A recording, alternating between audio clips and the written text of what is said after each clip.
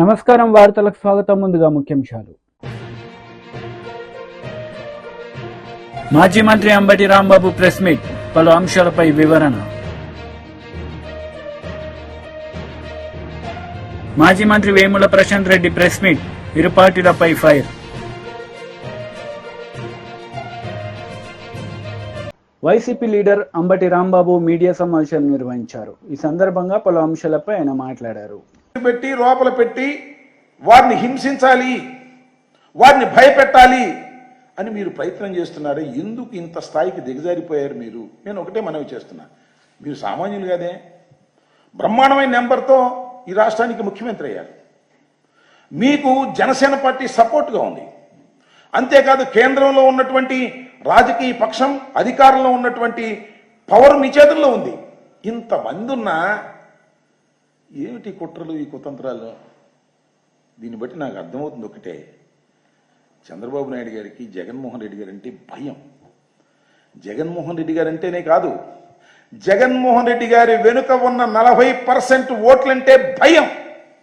అంతేకాదు మీరు గెలిచారే, ఆ గెలుపు మీది కాదని భయం. ముగ్గురు కలిస్తే మేము గెలిచాము, లేకపోతే మేము ఓడిపోయే వాళ్ళము అనేది మీకు తెలుసు కాబట్టి భయం.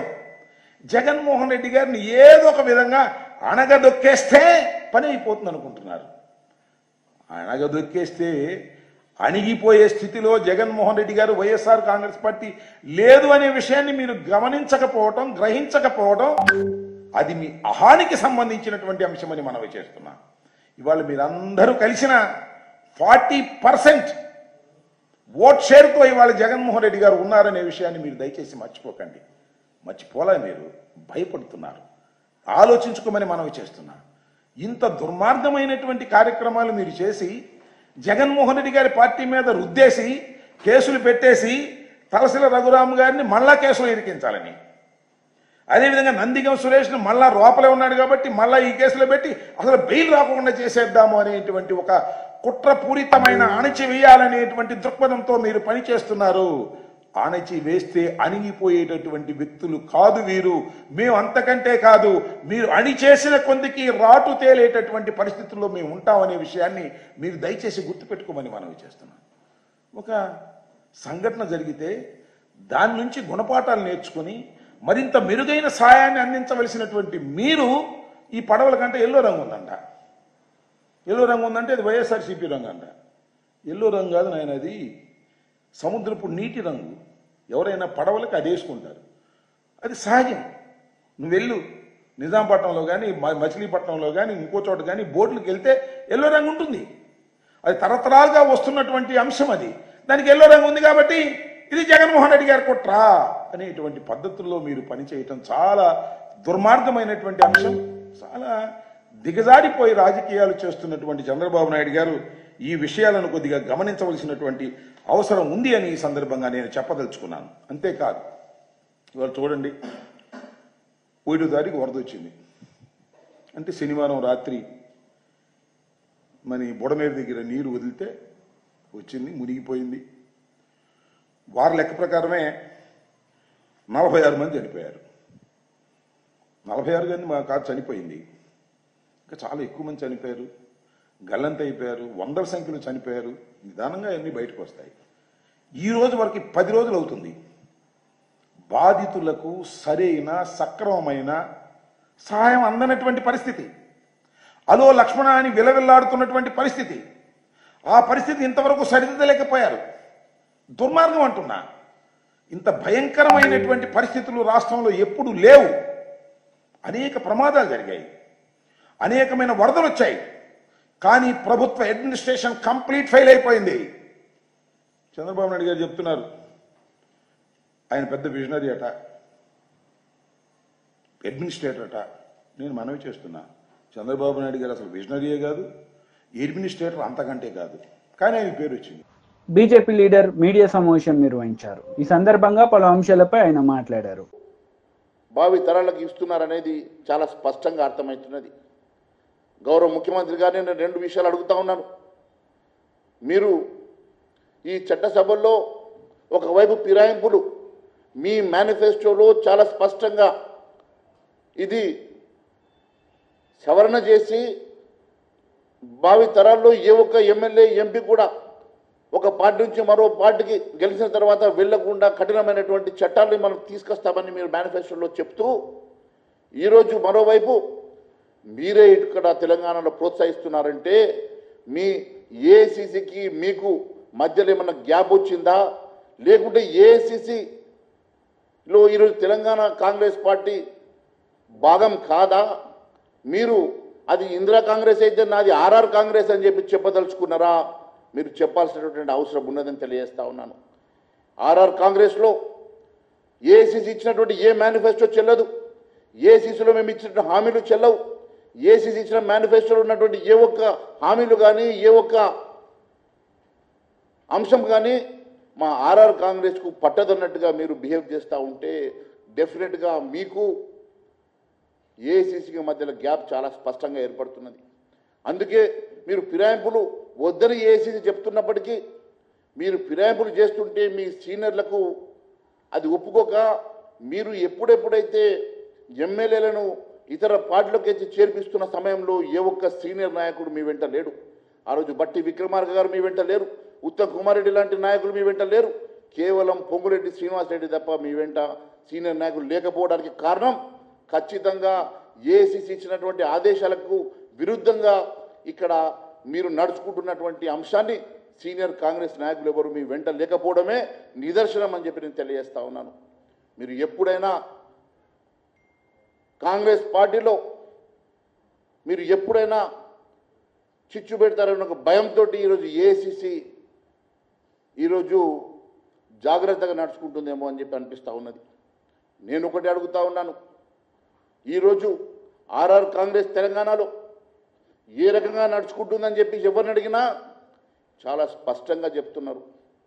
ఈరోజు కేవలం వసూళ్ల కోసం, కేవలం కరప్షన్ కోసం, అవినీతి అక్రమాల కోసం మాత్రమే ఈరోజు మంత్రులు పనిచేస్తున్నారు తప్ప ఈరోజు ఎక్కడ పడితే అక్కడ విచ్చలవిడిగా ఏ అంశం వచ్చినా కేవలం ఆర్ ట్యాక్సా, ఆర్ఆర్ ట్యాక్సా, బి ట్యాక్సా, యూ ట్యాక్సా, సి ట్యాక్సా, రకరకాల ట్యాక్సులతో ఈరోజు తెలంగాణ రాష్ట్రం అల్లాడిపోతూ ఉన్నదని చెప్పి తెలియజేస్తూ ఉన్నాను. ఒకవైపు వరదలు బీభత్సం కూడా నడుస్తూ ఉంటే మీరు ఇక్కడ నిమ్మకు నీరెత్తనట్లు మీ కలెక్షన్లో మీరు నిమగ్నమై ఉన్నారు. ఎక్కడ కూడా సహాయ సహకారాలు అందించకుండా పేపర్కి స్టేట్మెంట్లకు మాత్రమే పరిమితమవుతూ ఉన్నారు. ఎక్కడ పడితే అక్కడ రోడ్లు మరమ్మతులు లేవు, ఇక్కడ పడితే ఇరిగేషన్ డిపార్ట్మెంట్లో మరమ్మతులు లేవు, కొత్తగా శాంక్షన్స్ లేవు, కొత్తగా మీరు ఇస్తామని చెప్పినటువంటి రైతు బంధు కూడా ఇప్పటి వరకు మీరు ఇవ్వలేనటువంటి దుస్థితిలో ఉన్నారంటే మీరు కేవలం ఇచ్చిన సంక్షేమ కార్యక్రమాలు, నడుస్తున్న సంక్షేమ కార్యక్రమాలు కూడా మీరు అమలు చేయకుండా, కొత్త మీరు ఇచ్చినటువంటి హామీలు అమలు చేయకుండా కేవలం మీరు ఈ రాష్ట్రంలో మీరు ఇంప్లిమెంట్ చేసేటువంటి ట్యాక్సులను వసూలు కోసమే ఈ తెలంగాణ రాష్ట్రంలో విచ్చలవిడిగా నడుస్తుందని తెలియజేస్తున్నాను. మిత్రమా, నిజంగా మీకు సోయి ఉంటే, నిజంగా ఈ రాష్ట్ర ప్రజానీకం మీద మీకు ప్రేమ అభిమానం ఉంటే, మీకు గెలిపించినటువంటి మీ ప్రజల మీద కాంగ్రెస్ నేతలు మీడియా సమావేశం నిర్వహించారు. ఈ సందర్భంగా పలు అంశాలపై వారు మాట్లాడారు.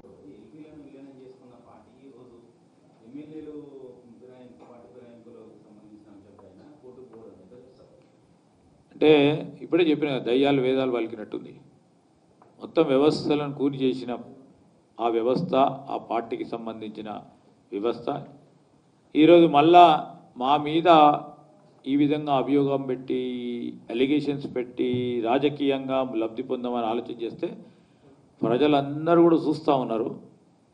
ప్రజలే అన్నిటికీ జవాబు చెప్తారు కనుక మేము కూడా వేచి చూస్తూ ఉన్నాం. ఒక పరంగా, చట్టపరంగా, న్యాయపరంగా అన్ని అంశాల విషయంలో ప్రజల దీవెనలు ఉంటే మాకు తప్పకుండా వారు అనుకున్న దానికి ఖచ్చితంగా సమాధానం చెప్తాం. సార్, మరి గతంలో కాంగ్రెస్ ఎమ్మెల్యేలు మారినప్పుడు రాళ్ళతో కొట్టాలని మీ కాంగ్రెస్ నేతలు అన్నారు కదా, ఇప్పుడు అదే రిపీట్ చేయొచ్చా? గతంలో కాంగ్రెస్ నుంచి టీఆర్ఎస్లోకి వెళ్ళినటువంటి ఎమ్మెల్యేలని రాళ్ళతో కొట్టాలని ప్రజలని చెప్పారు. ఇప్పుడు కాంగ్రెస్లోకి వస్తున్న ఎమ్మెల్యేలను కూడా రాళ్ళతో కొట్టాలని కూడా ఇప్పుడు ఆ రోజు ఏ విధంగా తీసుకుపోయినరు? ఏ విధంగా తీసుకుపోయినారు, ఏది ఆశ చూపెట్టి తీసుకుపోయారు, ఏ విధమైన లబ్ధి చేకూర్చే ప్రయత్న భాగంలో ఏ కోణం నుంచి తీసుకుపోయినరో అది దృష్టిలో పెట్టుకొని చేసింది. ఈరోజు అభివృద్ధి సంక్షేమం జరుగుతుంది, మాకు ప్రాంతాలకు అభివృద్ధి కావాలి, నా నియోజకవర్గానికి అభివృద్ధి కావాలి, నా ప్రాంతానికి సంక్షేమం చేయాలంటే ఇంకా కూడా రాళ్ళతో కొట్టమంటారా ఇవ్వడం? వాళ్ళకి ఏందో ప్రజలకు తెలుసు కనుకనే, మాకు కూడా తెలుసు కనుకనే ఆ రోజు చెప్పడం జరిగింది మా ప్రతిపక్ష నేతకు సంబంధించి. ఏమంది గౌరవ హైకోర్టు ఏమంది దానిలో? ఏమంది? ప్రక్రియను మొదలుపెట్టమంది. ఏమంది దానిలో? ఏమో పోయి రేపు పొద్దున నిర్ణయం చేసుకొని నిర్ణయం ఈ విధంగా ఉంది, ఈ విధంగా అమలు చేయమని అందా? అదండి 4 వీక్స్లో ప్రక్రియను మొదలుపెట్టమంది, నాట్ నిర్ణయం. స్పష్టం ఇది. ఈరోజు మేము చెప్తా ఉన్నాం ప్రక్రియను మొదలుపెట్టమంది. కోర్టుకు సంబంధించి ఆ అధికారం కూడా, ప్రక్రియ మొదలుపెట్టే అధికారానికి సంబంధించిన అంశం విషయంలో కూడా లీగల్ ల్యూమినరీస్ ఈరోజు న్యాయపరంగా ఉన్న అనేక మంది ప్రముఖంగా ఉన్న న్యాయవాదులు కూడా దాన్ని కూడా సమీక్షిస్తూ ఉన్నారు. ఎంతవరకు న్యాయస్థానాలు ఈ 10th షెడ్యూల్కు సంబంధించిన అంశం విషయంలో న్యాయస్థానాలు లెజిస్లేచర్కు సంబంధించిన అంశం విషయంలో డైరెక్షన్ ఇవ్వచ్చా రాదా అనే అంశాన్ని కూడా సమీక్ష చేస్తూ ఉన్నారు. తప్పకుండా ఆ కోణంలో గురించి కూడా అందరూ ఆలోచన చేస్తారు. ఎంతవరకు రాజ్యాంగం నిర్ణయం చేసిన అధికారాలు, ఆ అధికారాలకు సంబంధించిన లిమిటేషన్స్, ఆ లిమిటేషన్స్ సంబంధించిన ఎంతవరకు వారు ఓవర్లాపింగ్ చేయకుండా రాజ్యాంగ స్ఫూర్తిని కాపాడే ప్రయత్నం చేయాలి. 10th షెడ్యూల్లో ఏమంది? 10th షెడ్యూల్లో ఎక్కడ కూడా ఫలానా రోజులలో చేయాలే నిర్ణయం అని స్పెసిఫిక్గా ఎక్కడ కూడా పేర్కొన్నారు. బీఆర్ఎస్ లీడర్ మీడియా సమావేశం నిర్వహించారు. ఈ సందర్భంగా పలు అంశాలపై ఆయన మాట్లాడారు. ఉంటారు అని చెప్పి ఫస్ట్ ఈ కాన్స్టిట్యూషన్ బాడీ, తర్వాత నెక్స్ట్ ఏముంది? Process of election. అసలు దాంట్లో ఉన్నదే ప్రాసెస్ ఆఫ్ ఎలక్షన్. ఇక్కడ ఎలక్షన్ అని క్లియర్గా ఉంది చూడండి. కానీ దురదృష్టవశాత్తు నిన్న జరిగింది, నిన్న పిఏసి కమిటీ కావచ్చు, చైర్మన్ నియామకం కావచ్చు, ప్రాసెస్ ఆఫ్ ఎలక్షన్లో జరగలేదు, సెలక్షన్లో జరిగింది. ఎలక్షన్లో జరగాల్సిన కమిటీ సెలక్షన్లో చేసుకున్నారు. ఈ ప్రాసెస్ ఆఫ్ ఎలక్షన్లో ఏమంటారంటే ఇదండి, a motion is moved in the legislative assembly calling upon members of the house to elect from among us themselves to the public accounts committee. ఒక మోషన్ మూవ్ చేయాలి అసెంబ్లీలో అన్నారు. After the motion is adopted, a program fixing the date for filing nominations, withdrawal of candidates and the election if necessary is notified or announced. అంటే motion move చేయాలి, దాన్ని pass చేయాలి, చేసి ఒక షెడ్యూల్ అనౌన్స్ చేయాలి. ఈ టైంలో ఎలక్షన్ నామినేషన్స్ తీసుకుంటాం, ఈ టైంలో విత్డ్రాల్ ఉంటుంది, ఈ టైంలో విత్డ్రాల్ అయిపోయిన తర్వాత ఎలక్షన్ అవసరం ఉంటే ఎలక్షను, ఏకగ్రీవం అయితే ఏకగ్రీవం, మళ్ళీ దాన్ని అనౌన్స్ చేయాలి. సో దురదృష్టవశాత్తు మాకు అసెంబ్లీ లాస్ట్ డే, మొన్న బడ్జెట్ సెషన్స్లో జరిగిన లాస్ట్ డే నాడు 12 గంటలకి స్పీకర్ గారు మోషన్ మూవ్ చేసినారు. చేసి ఏమన్నారంటే 2 గంటల లోపల నామినేషన్స్ ఏమన్నారు. ఓన్లీ 2 hours టైం ఇచ్చినారు, ఓన్లీ 2 hours. తర్వాత వీళ్ళు ఏమన్నారు, if number of members nominated is equal to the number of members to be elected, the members nominated are declared elected after the expiry of time for withdrawal of candidature. If the number of members nominated after withdrawal is more than number of members to be elected, election is held on the stipulated date, as is mentioned in the program, and the results are announced after counting. అంటే నామినేషన్ల తర్వాత విత్డ్రాల్కు date announce చేయాలి. Withdrawal తర్వాత అసలు ఎందరు ఫీల్డ్లో ఉన్నారో notice board మీద లిస్టు పెట్టాలి. ఒకవేళ నోటీస్ బోర్డు మీద లిస్టులో ఈ 13 మంది కంటే ఎక్కువ మంది నామినేషన్స్ ఫైల్ చేస్తే ఎలక్షన్ చేయాలి. 13 మందే నామినేషన్ ఫైల్ చేస్తే ఏకగ్రీవంగా అనౌన్స్ చేయాలి. అది కూడా అనౌన్స్ చేయాలి మళ్ళీ. ఇగో ఇంత ప్రాసెస్ని ఏమీ చేయకుండా ఒక 2 గంటలు టైం ఇచ్చి నామినేషన్లు తీసుకోమని చెప్పి నామినేషన్లు తీసుకున్న ఒక నెల రోజులకి ఇవాళ సడన్గా బులెటిన్ విడుదలైంది అకస్మాత్తుగా. అంటే ఎక్కడ కూడా వీళ్ళు ప్రాసెస్ని కూడా ఫాలో కాలేదు. వాళ్ళ తప్పుల్ని కప్పుపుచ్చుకోవటానికి, వాళ్ళ లోపాలు ప్రజలకు తెలియనీయకుండా చేయటానికి ఇగో ఇంత ఘోరమైన ప్రజాస్వామ్యాన్ని కూని చేసే విధంగా ఇవాళ వాళ్ళు వ్యవహారం చేసినారు. టీడీపీ పోలిట్ బ్యూరో సభ్యులు వర్ల రామయ్య మీడియా సమావేశం నిర్వహించారు. ఈ సందర్భంగా సీఎం జగన్ రెడ్డిపై మండిపడ్డారు. ప్రభుత్వం ప్రజలు అబ్సల్యూట్ మెజారిటీ ఇచ్చి చంద్రబాబు నాయుడు గారి నాయకత్వంలో కూటమిని గెలిపిస్తే ఈ కూటమిని అప్రతిష్ట పాలు చేయటం కోసం కుట్ర పన్ని ఈ పడవలతో కృష్ణా ప్రకాశం బ్యారేజ్ని ఢీకొట్టించటం క్షమించరాని నేరం అంటున్నాను నేను. దేశద్రోహ నేరంతో సమానం అంటున్నాను నేను. ప్రభుత్వాన్ని అప్రతిష్ట పాలు చేయటం కోసం పన్నిన కుట్ర అని నేను అంటున్నాను. కుట్ర సఫలం కాలేదు, కానీ కొద్ది నష్టంతో బయటపడ్డాం. కొన్ని కోట్ల రూపాయల నష్టంతో మాత్రమే బయటపడింది రాష్ట్ర ప్రభుత్వం. లేకపోతే వాళ్ళు అనుకున్నది జరుగుంటే, ఈ పడవలు సరైన రీతిలో బ్యారేజీని ఢీకొట్టుంటే ఆ నీటిని ఆపేవాళ్ళం కాదు మనం. సముద్రంలోకి వెళ్లే ముందు ఈ వరదంతా కూడా ఎన్ని గ్రామాలు ముంపుకు గురయ్యాయో, ఎంతమంది ప్రాణాలు పోయాయో, ఎంత ఆస్తి నష్టం జరిగి ఉండేదో, ఎన్ని ఇళ్ళు మునిగిపోయాయో, ఎంత పశు సంపద నాశనం అయి ఉండేదో, కోట్లాది రూపాయలు లెక్కలేనంత సంపద నాశనం అయి ఉండేది. లెక్కలేనంత మంది ఆ రోజు 1997లోన వరద వచ్చింది. 1902లో వరద వచ్చింది కదా, మన దివిసీమ వరద వచ్చినప్పుడు ఏ రకంగా లెక్కలేనంత మంది చనిపోయారో, కరెక్ట్గా లెక్క కూడా తేల్చలేకపోయామో, శవాల్ని మనం లెక్కించలేకపోయామో, అటువంటి ప్రమాదం నుంచి బయటపడ్డామని నేను అంటాను. నేను గుండె మీద చేసుకొని చెప్పండి జగన్మోహన్ రెడ్డి గారు, ఇది మీ కుట్ర కాదు అని చెప్పి నేను అడుగుతున్నాను.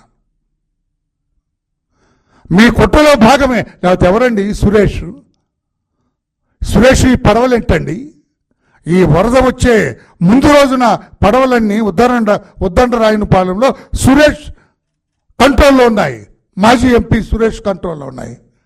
అటువంటి పడవలు మరలా ఈ గొల్లపూడి సైడ్కి వచ్చి, గొల్లవీడిలో ఈ ఉదయశ్రీ ఉషాశ్రీ ఎవరైతే ఉన్నారో, ఈ తలసల రఘురామ్ గారి పార్ట్నర్ అతను, వ్యాపార రిలేషన్ అతను, ఈ రెండో వ్యక్తి ఇక్కడ చాలా క్లియర్గా వాళ్ళు మెన్షన్ చేసినారు రిమాండ్ రిపోర్ట్లో కూడా.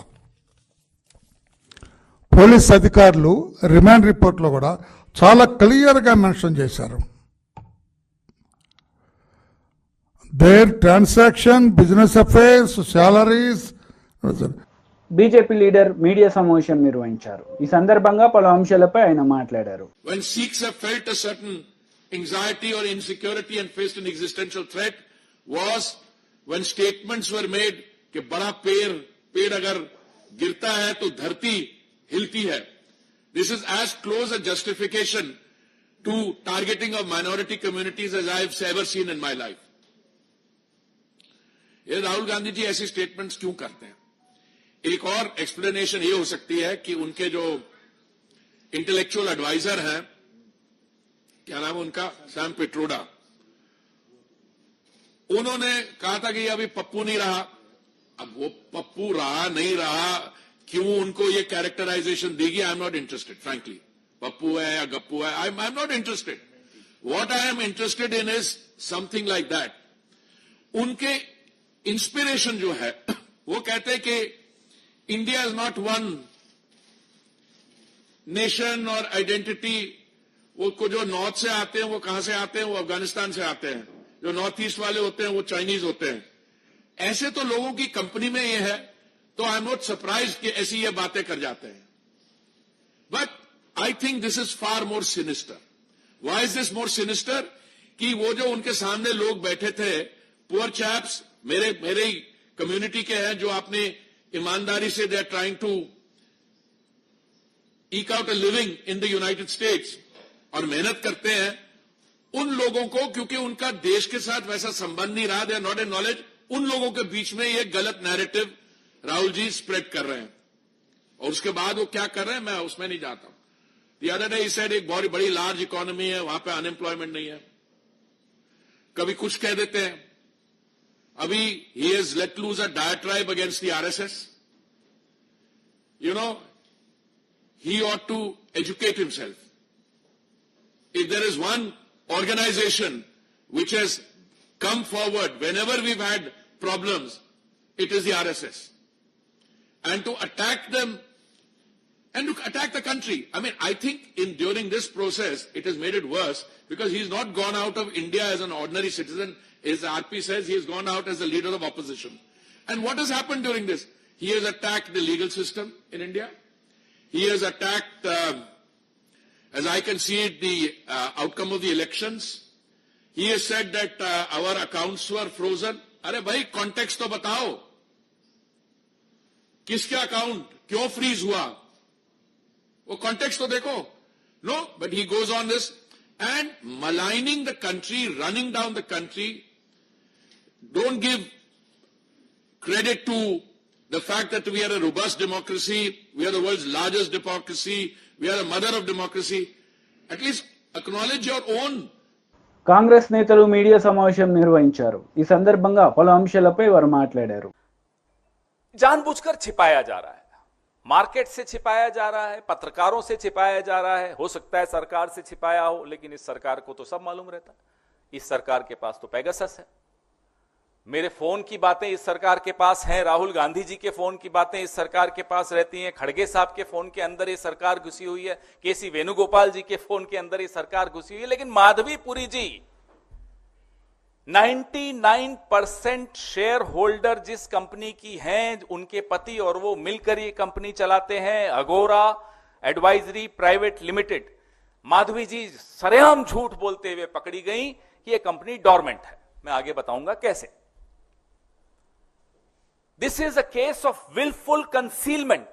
Last press conference I told you that the Wockhardt case, which we also exposed last week, was a case of clear corruption, brazen corruption. This, what I am about to tell you, is a case of willful concealment. जानबूझकर छिपाया गया है। अब ऐसा कौन सा Pegasus है सरकार के पास जो सिर्फ विपक्ष के लिए है, सिर्फ पत्रकारों के लिए है, माधवी जी के लिए नहीं है?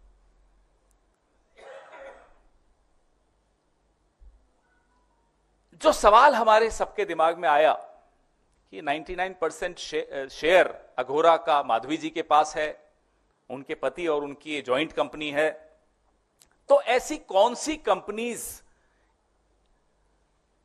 ने इस कंपनी से कंसल्टेंसी ली, सेवाएं ली? What are those companies which took services of Aghora Advisory Private Limited? ये जायज सा क्वेश्चन है। दूसरा सवाल अपने आप दिमाग में आता है, क्या वो कंपनीज जिन्होंने अघोरा की सेवाएं ली सेबी के स्कैनर में भी हैं? क्या उनके केसेस सेबी के पास भी हैं, उनके सामने लंबित हैं? जायज सा क्वेश्चन है। उसका जवाब हमें मिल गया। इस प्रेस वार्ता का पूरा मकसद उसी जवाब को आपके सामने रखना है। The purpose of my press conference of the expose today is to share the answers that we got to our questions, and the answers are startling.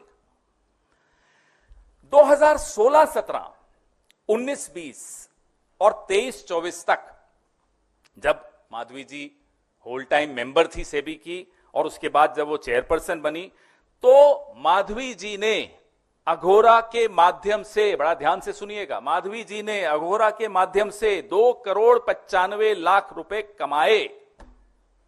she earned through Agora 2,95,00,000 rupees between 2016-17, 19-20 and 23-24. All this while she was whole-time member initially and then she became the chairperson of SEBI.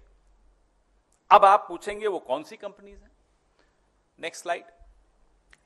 ये जो मैंने आपको figure दिया 2,95,00,000 का, ये कमाया गया Mahindra and Mahindra limited, doctor Reddy's,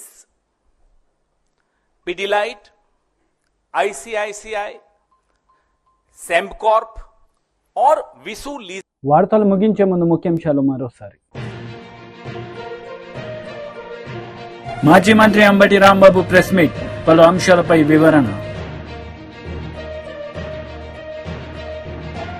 మాజీ మంత్రి వేముల ప్రశాంత్ రెడ్డి ప్రెస్ మీట్, ఇరు పార్టీలపై ఫైర్. ఈ వార్తలు ఇంతటితో సమాప్తం. తిరిగి ప్రసారమయ్యే వార్తలు మళ్ళీ కలుద్దాం. అంతవరకు సెలవు. నమస్తే.